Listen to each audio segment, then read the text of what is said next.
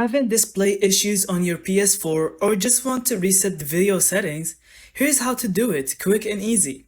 Step 1. First, completely power off your PS4. Don't put it in rest mode. Make sure the light is fully off. Step 2. Now, press and hold the power button on your PS4 until you hear two beeps. One when you first press it and the second about 7 seconds later.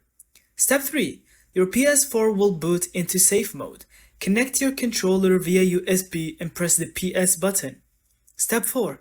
From the safe mode menu, select option 2, change resolution. Your PS4 will restart and let you choose a new video settings. Step 5. After restart, choose the correct resolution like 1080p or automatic, depending on your TV or monitor. Optional, if you're still having issues, you can also choose option 5, which is rebuild database, to clear out any corrupted settings.